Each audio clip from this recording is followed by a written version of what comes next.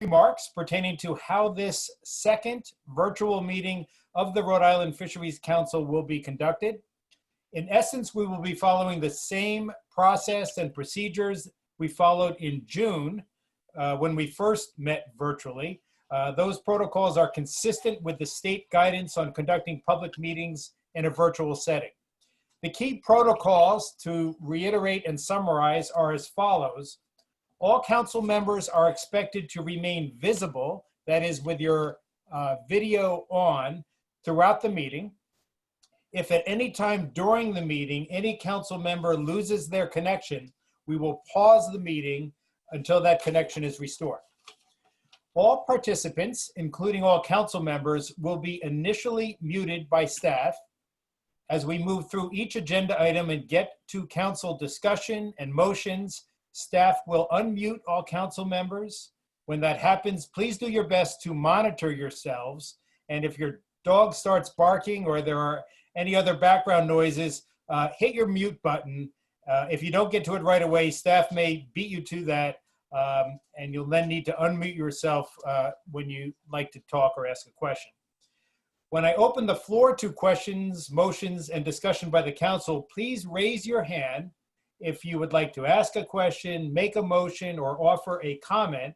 I will do my best to call upon everyone who raises their hand in the order raised, but please jump in if I inadvertently miss you. And we can do that in one of two ways. I'm going to tonight go with this approach that I'll look to see that you're actually raising your hand. The other way to go is to use that raise hand feature. So either way works, but I'm going to opt for this approach tonight to see how that goes. If and when public comment is requested, we will unmute those from the public participating in tonight's meeting. If any member of the public wishes to be recognized, please state your name and or raise your hand using that raised hand feature. That will enable me to call upon folks in an orderly manner.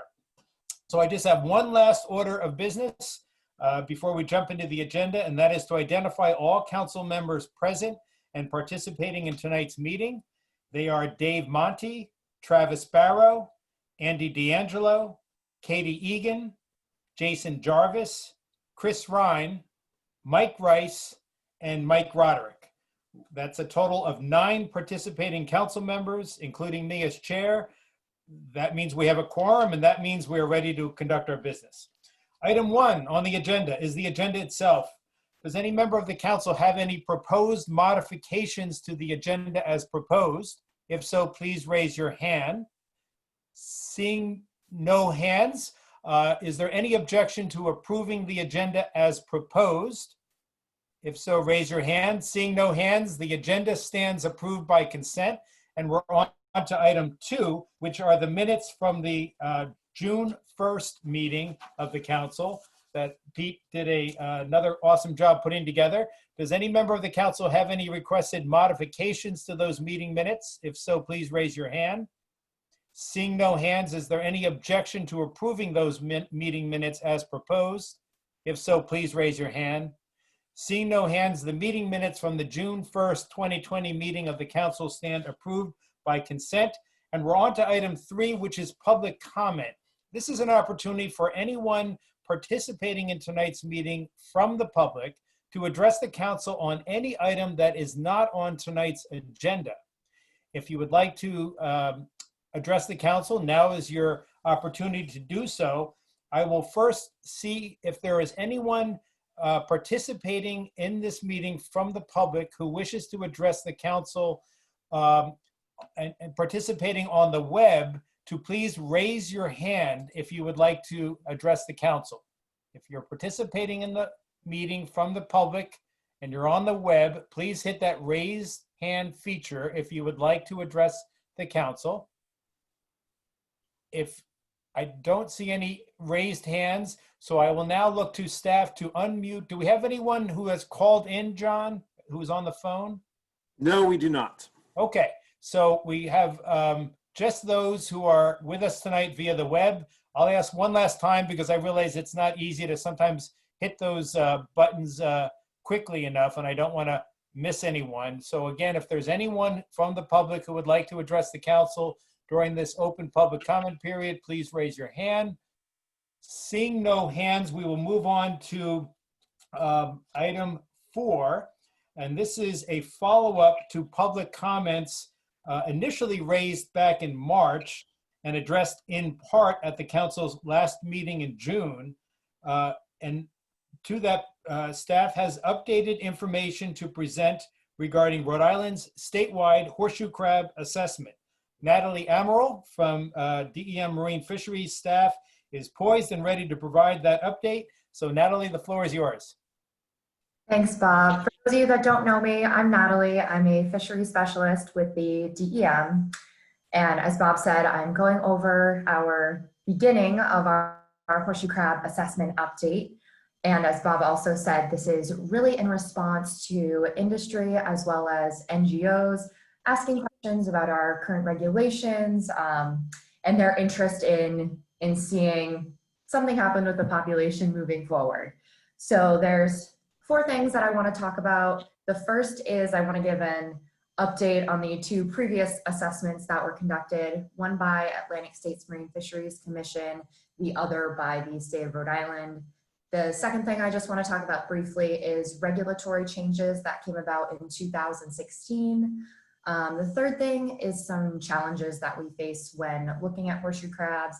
And finally, I want to talk about our data sources, timeline, and our approach to this new assessment that we're doing.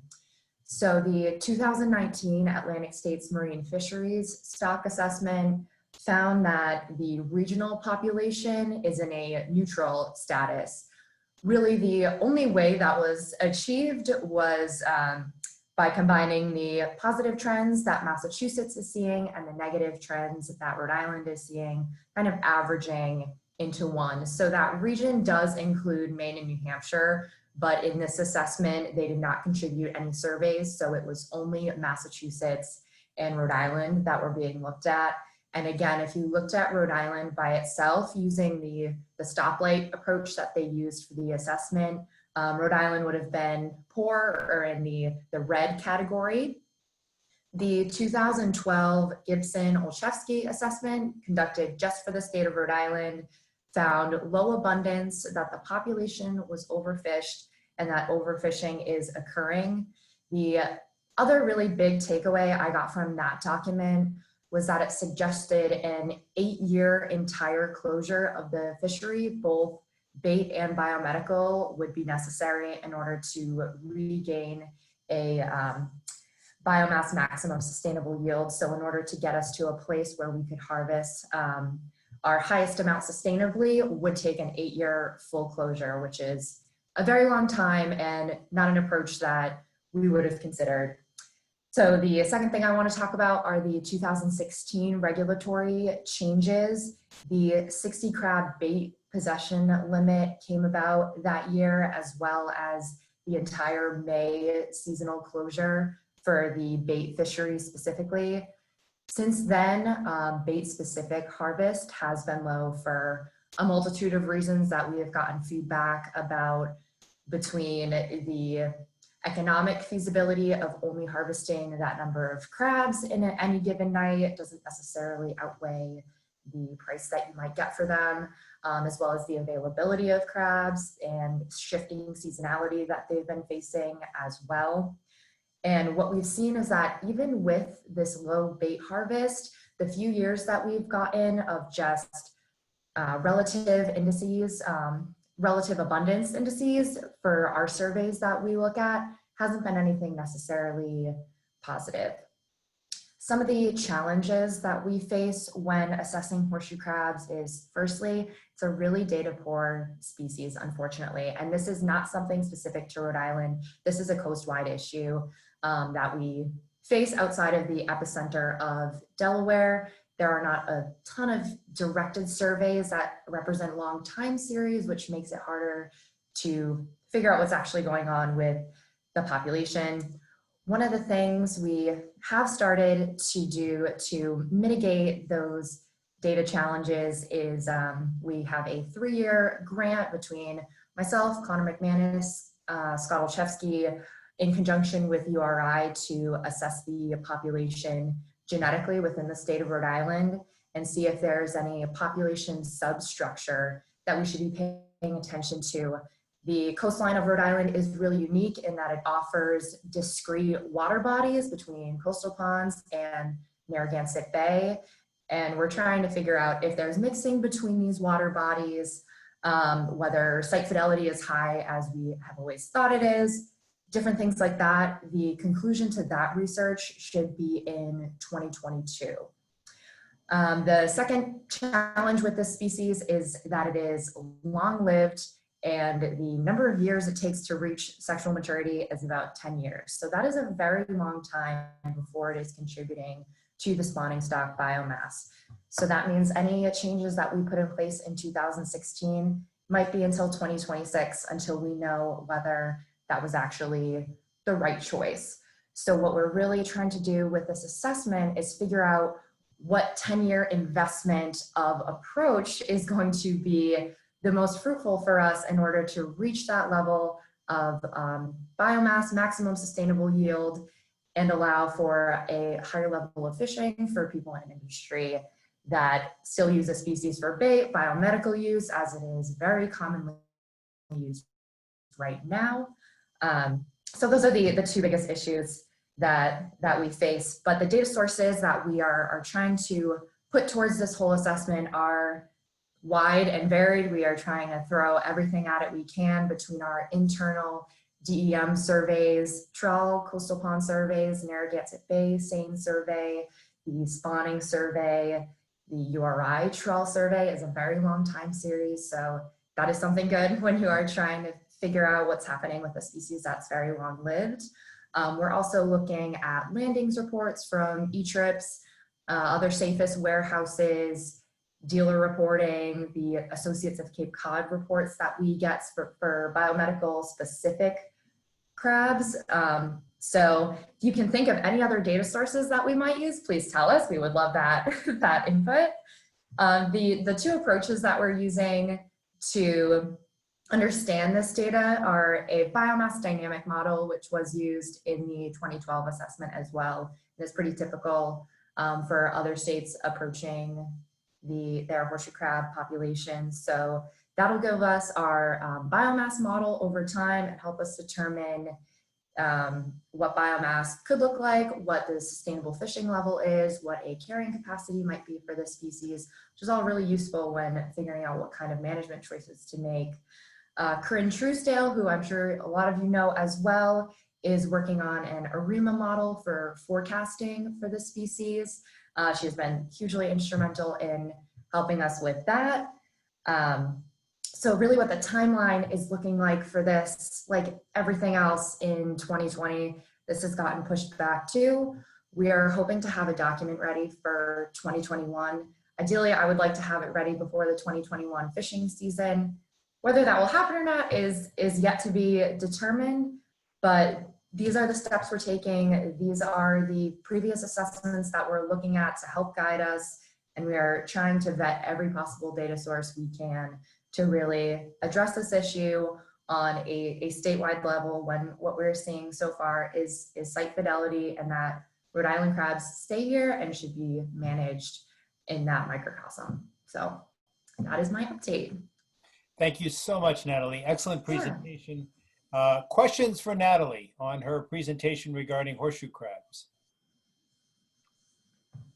I believe it was Ron Kenyon who requested this back in March, so this meeting is being recorded. We'll make sure Ron gets a recording of this meeting so he can be apprised as to where things stand.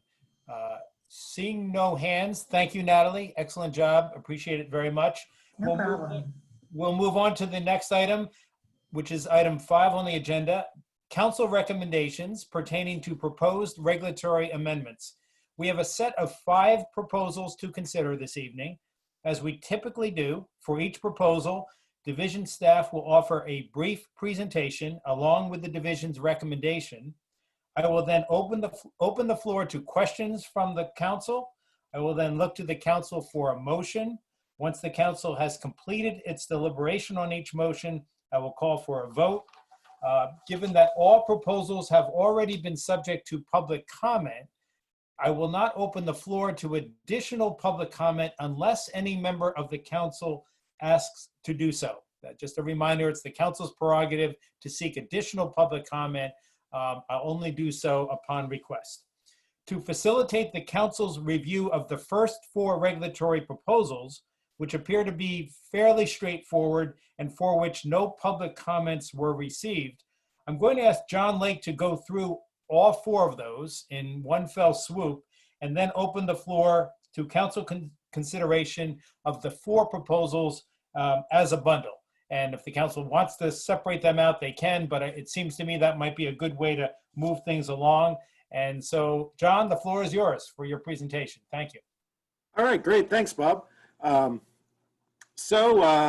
Bob said, we're going over our Part 2 licensing proposals this evening. We had 2 licensing workshops. One of them was going to be the IAC meeting. We did not have a quorum due to some actual technical institutes. Zoom was still kind of fresh, I guess. So we just conducted it as a workshop. And I'm going to wait till the slides come where I think they're going to be. Do you mind going to the slide with the license numbers? So by way of background, you guys are used to hearing me talk about how many licenses we're going to issue each year. At the IAC workshop, we had no recommendations for any of the changes to our exit entry ratios, but I thought I'd just show you what is slated to happen in 2021, given that we will likely be at status quo unless y'all have a comment. Cohog licenses, 36 were not renewed. We're at a 1-to-1 ratio, we'll issue 36. Soft shell clam, we had 25 that were not renewed. We have to have a number divisible by 3, so we will issue 6. And then for restricted finfish, we had 9 licenses not renewed. We would plan to issue 9 restricted finfish licenses. Next slide, please.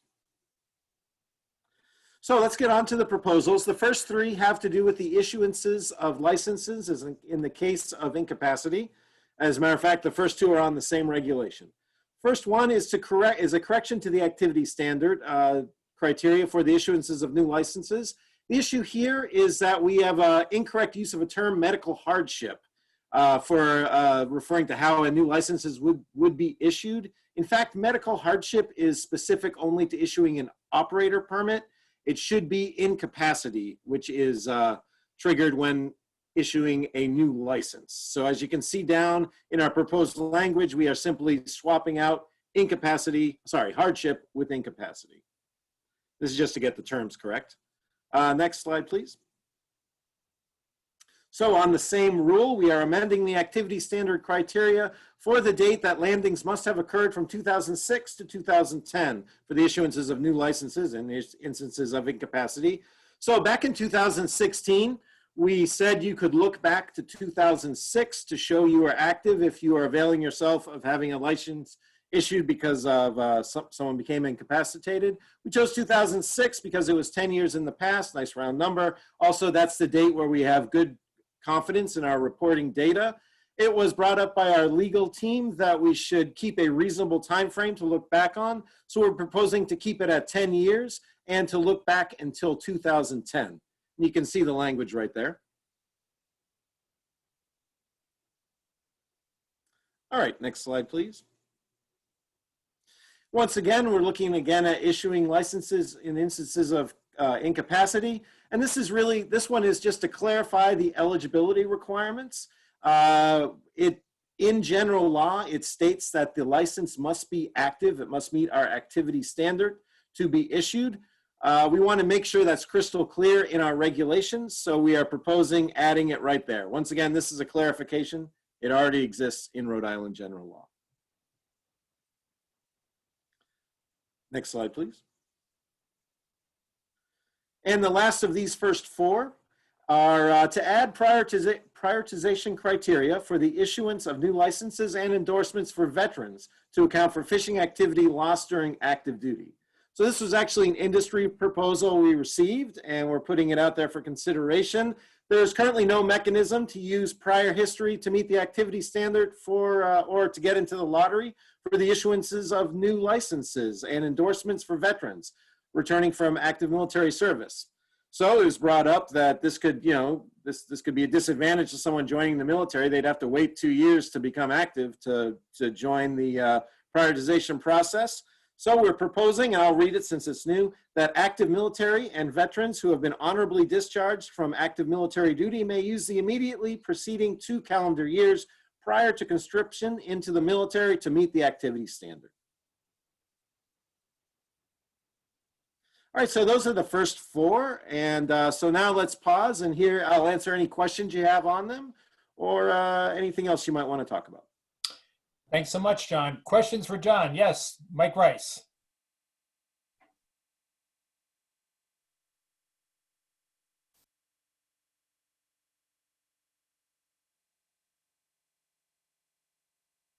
Looks like Mike is, Okay. There you go. Okay, there we go.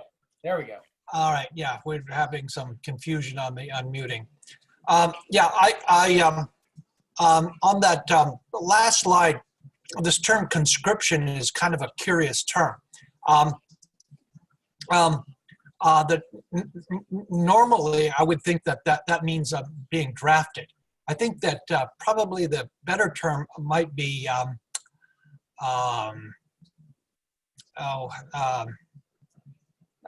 enlistment or beginning of military service. Yeah, I like that. I actually like enlist. Thank you. That's a good Okay. suggestion. Okay, thank you. Thank you, Mike. Very good suggestion. Other questions or suggestions? Travis Barrow. You'll have to unmute. Why don't we, I'm just gonna, Travis, while you're figuring that out, I'm gonna ask staff to unmute all council members if you can. That will make it easier. See if that works. Thanks, Bob. Hey, John, on, I think it was item 2, I got up to grab a pen quick because I wasn't ready here for notes, but I think it was about the resetting the date to 2010. Is there any reason we wouldn't just make that like a rolling 10 years? I mean, I don't want to have to make an administrative change in 2021. Yeah, sure. Definitely take that under consideration. We were kind of struggling how to write that regulation and didn't know if that would, if that's something you guys wanted to chime in on every 5 or so years, but certainly that's a good suggestion. Thanks, Travis. Additional thoughts, questions, comments? Dave Monty.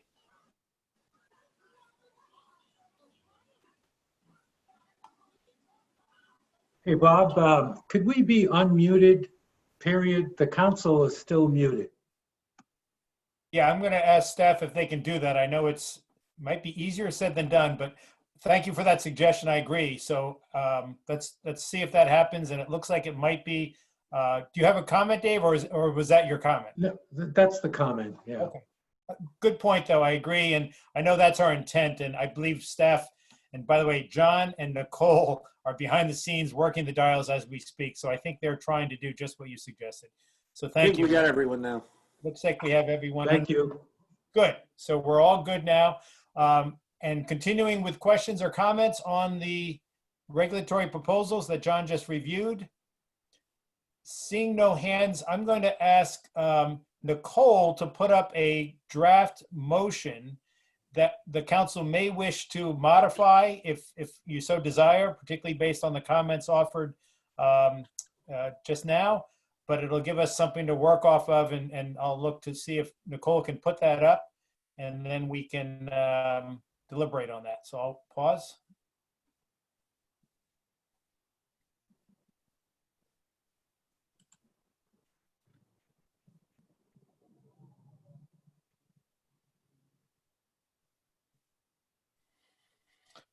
Okay, so here is a draft motion that bundles together the 4 regulatory proposals that were just presented.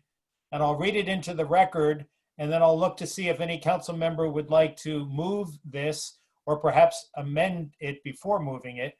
So language on the screen reads, move to recommend to the director adoption of the regulatory language as proposed for Part 2, commercial licensing sections. And then they're all listed here. I'm not going to read them all. I'm not going to read the sections off, but I'll just read the section subtitles, and that is change hard or categories, if you will. Change hardship to incapacity, change landings time frame, clarify activity standard must be met, and add veterans prioritization. So to the council now for any motion along these lines, and then we can get on with a discussion and a vote on the motion. Would any council member like to make a motion? Bob, I'd be happy to make a motion, but I'm wondering, what about the two changes that we suggested? Will they be considered? They certainly will be considered, and I'm thinking of suggesting that that Nicole might, if this is the council's prerogative, that Nicole might want to add to this. I think she can do this on the fly, to also recommend, sort of to add to this and to sort of say, also recommend that the term conscription be changed to enlistment, and that the landings time frame be changed to a rolling 10-year time frame. That's what I just heard suggested, and I just want to put that up there and see if that comports with the council's feelings on how they'd like to make a recommendation to the director. Well, I make that motion, and as we speak, we're adding to it, but I make a motion to accept the commercial licensing changes as outlined here. Thank you, Dave. Seconded by Mike Rice. So moved by Dave Monty and seconded by Mike Rice to move the recommendation to the director regarding the adoption of regulatory language as proposed for Part 2. And in addition, the term conscription be changed to enlistment, and 10-year time frame be changed to a rolling, I think it would be 10-year time frame. So that's, there you go. Thank you, Nicole. So there's the motion on the screen. Dave, is that consistent with what you wish to move? Yes, it is. Thank you. So the motion is properly before the council. Is there any discussion on the motion? If so, please raise your hand, or actually in this case, if you're a member of the council, just jump in. If there's any questions or comments or discussion on the motion, please go ahead and jump in at this point. Hearing none, is the council ready for the question? If so, I'm going to, in lieu of a roll call vote, I'm just going to ask that you raise your hand if you're in support. So all in support of the motion, please raise your hand and keep them up, please. The vote is unanimous, 8 in favor and none in opposition. So the motion passes 8-0, passes unanimously 8-0. Thank you very much. That took out a big chunk of work there, so nicely done by staff and by the council. And as soon as Nicole and John have a chance to catch their breath, we'll move on to the next issue, which is the direct sale dealer license issue. John, when you're ready. All right, great. Thanks, Bob. So the next item up for consideration is our direct sale dealer license. We're actually proposing a new section in Part 2 for this creation of a new license. First off, by way of background, many of you all are familiar. This rule was adopted in April 2020 via emergency action in response to the COVID-19 crisis. It authorizes the direct sale of allowable finfish and crustacean species from the fishermen directly to consumers and licensed seafood retailers dockside from the vessel on which they were harvested. We are proposing to add the direct sale dealer license to the commercial licensing regulations, and we would make this effective upon expiration of the emergency rule. Next slide, please.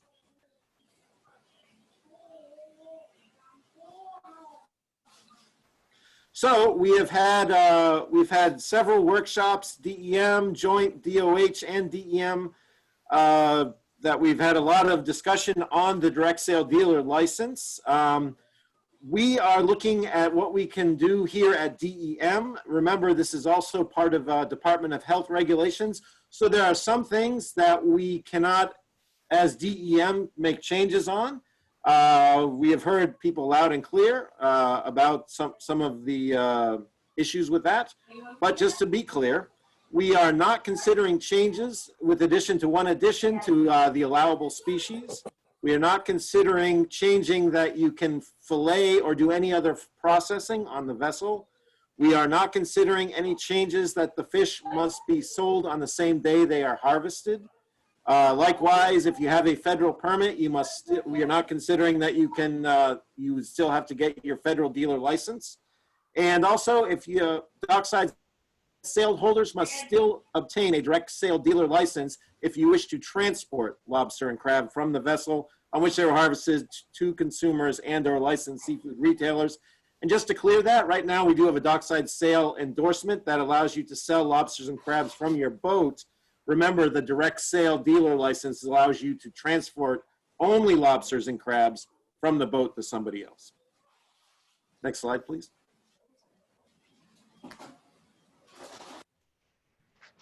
So what we are considering changes to this rule once we make it part of part 2. First off, we are proposing a $200 license fee to be consistent with our other dealer licenses. Right now, any of the single category licenses are $200. The multi-purpose dealer license is $300.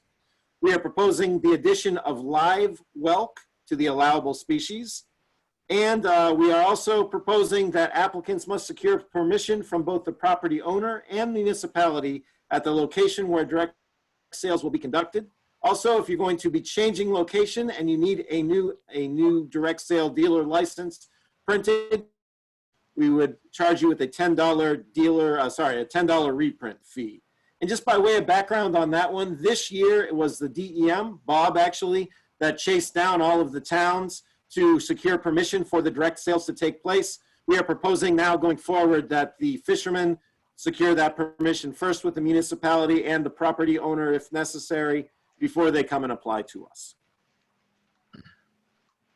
And that's all my slides, Bob. Thank you, John. So this is the evolution, if you will, of a major new initiative by the department to allow commercial harvesters to sell direct to the public. And this would codify that what had been an emergency regulation in DEM regulations. And I'll say one other thing, and I think John alluded to that, and that is DEM Director Coit, in her plans to consider this issue, is planning to meet with her colleagues in the Department of Health to review the issues that have been raised via public comment. I believe the council has seen those comments in your packet for tonight's meeting. So, and it may well be that the council has an interest in addressing those tonight, your motion. If so, I just want to let you know that while DEM staff is not in a position tonight to be able to respond on issues that fall under the bailiwick of the Rhode Island Department of Health, that shouldn't preclude or inhibit you as a council in making any recommendations that you see fit to give the director what she would then have to carry forward in her meeting with the Department of Health. I hope that makes sense. This is one of these very interesting and quite unique DEM regulatory issues that has significant overlaps with another state agency, namely the Department of Health. So I just want to kind of walk you through that process of how we plan to proceed, and that might help the council tonight in your consideration of this issue. So with that, I will open the floor to questions. And Dave Monty, I see your hand up. Go ahead, Dave. And I'm trying to unmute you. It says ask to unmute. I got it. There okay, we go. Go ahead. It's just a matter of understanding the issue, because we had a couple of letters in there in regard to scallops, and I'm just wondering, is that a health department issue, or is it something that DEM feels should not be in there for some reason, John? as the species allowed? So, Dave, that is a health department issue. We have no problem with the sale of sea scallops. As a matter of fact, we were as surprised as everyone else to find out that they were not allowed. Has the health department given a reason why they don't allow it? They considering shucking of sea scallops at sea processing. And Okay. part of this rule says that you cannot do any processing aboard the vessel. So that's where the issue comes up. It's considered processing. Thank you. And I'll also add to that and say it's also shellfish. And shellfish has a distinct, is distinct from a public health standpoint in terms of how they need to be handled and managed from a food safety, for the purposes of food safety. I'm doing my best to channel what I've heard a lot of from the Department of Health. Whether you agree with that position or not, that is the position of the Department of Health. Additional questions? Yes, Mike Rice. Yeah, there's been a good long history of cooperation between Department of Health and DEM on the agricultural side, basically the farm market stands and the like. There's a good deal of sophistication in terms of how the regulations were originally put together, sort of the negotiation between DEM agriculture and the Department of Health. I think that there is plenty of precedent if one kind of drills down into the sort of the nitty-gritty in terms of the history of how the Division of Agriculture worked out a lot of different things. Certainly, the Interstate Shellfish Sanitation Commission has a lot of issues, and they carry a rather big hammer in terms of interstate sales. But I think that there's plenty of precedent to rely on, and for the most part, it has worked out quite well. So I think that there should be some optimism about this. Thank you for that optimism. We appreciate it, and I share that perspective. Additional questions from the council? Yes, Travis Barrow? Thanks, Bob. John, and excuse my ignorance here, the direct sale dealer license, and I know it relates to the COVID-19, obviously. Did some form of it exist pre-COVID-19, or was this special because of COVID-19? So we put it in place to try to help, once COVID-19 hit, all the restaurants closed, the price of fish, went down to nothing. It was really in reaction to that, to allow these guys some sort of outlet, not only to avail themselves economically, keep going, but also to help, feed people that want to eat some protein, eat some fish. We did have, like I said earlier, we do have the dockside sale endorsement for lobster and crab.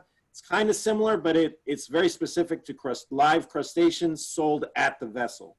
So this is a new thing as far as allowing the sale of whole fin fish that do not produce histamines, as well as we also put a prohibition on striped bass and at the vessel still. And then for the crustaceans, we are allowing them to transport. So it is new as far as fin fish and somewhat new for crustacean. Got it. Thank you. And how many fishermen took advantage of this opportunity? So that's a good question. We had somewhere around 80. So it was a free license this year. So we had a lot of people sign up for it. We had about 85 folks do it. One thing that we had to do is that you had to report as a seafood dealer now. So once those requirements became evident to a lot of the guys, they actually wound up dropping it rather quickly. We estimate anywhere from, probably 10 to 20 guys were doing direct sales on a regular basis. We did have a lot of initial attrition, but I think a lot of people just applied for it, to keep their options open. Great. Thank you. And my other question was about the cost, and you said this year it was free. It was free this year. We're proposing, we threw $200 out. That's what our other dealer licenses cost. Got it. Thank you. Thank you, Travis. Additional questions? And I'll just, before I tee this up for a motion, I'll just remind the council that the key issues that were the focus of some fairly significant and substantive public comment pertain to the same day sale provision, the prohibition on the sale of scallops and the scallop meats, and the fee, the $200 proposed fee. I went through the record today, and those were the three key points that I pulled out that, you know, typically we would summarize for the council, but it's in your, those comments are in your packet. So I just wanted to kind of bring them to the fore again to perhaps stimulate the council's discussion and perhaps the formulation of a recommendation to the director. So with that, I'd like to go to the council and see if someone, I saw Travis's hand up first. Go ahead, Travis. Just one additional question for John. What are Connecticut and Massachusetts doing? Do they have anything similar to this? So they do, and they're actually very different. Massachusetts is fairly restrictive with theirs, and Connecticut's a little bit looser, and it has to do with the 24-hour rule as far as when you can sell the fish. But they both do have similar license types. Thanks. Dave Monti? Bob, you mentioned, and I know John just mentioned the 24-hour rule. I guess the complaint was, why start the clock at 12 midnight?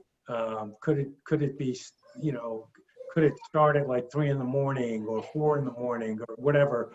There's no good solution to that, I would presume. Well, it's certainly an issue ripe for discussion. The Department of Health feels strongly that they need to maintain some accountability with regard to the time frame between when the landings are, when the seafood is landed and when it's sold to the public. As any dealer knows, there's usually a very short time frame, and if that time frame is extended, it affects the quality of the product, the price of the product. So there's an incentive to unload your fish, your landings as soon as possible. With direct sales, it's a little bit less, it's a different scenario. And so what we had to do in formulating the emergency regulations is come up with some sort of regulatory standard that met the Department of Health's expectations. And the 24-hour, so-called 24-hour rule is what came out of that. It isn't something that has to be maintained, although it's something the Department of Health feels strongly about. When I say it doesn't have to be maintained, it was done on an ad hoc basis to address the concern about how do you provide some level of accountability. If the council feels that there is a better way to skin the cat, this would be the time to offer that recommendation. So I'll just leave it at that for now. Hope that helps. David. Thank you. Thank you. So with that, Jason Jarvis, guest, go ahead. You have the floor.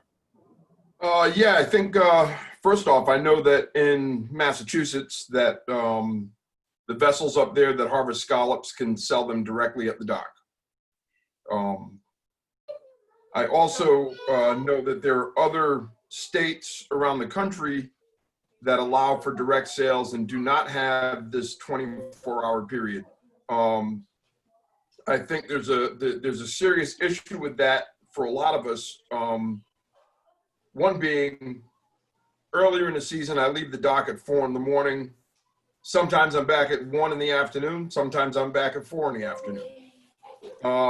To set something where my clock starts at midnight is quite difficult. And I think the other part that's interesting is most of the direct sales that we were doing down here would happen after 4 or 5 o'clock when people were getting out of work.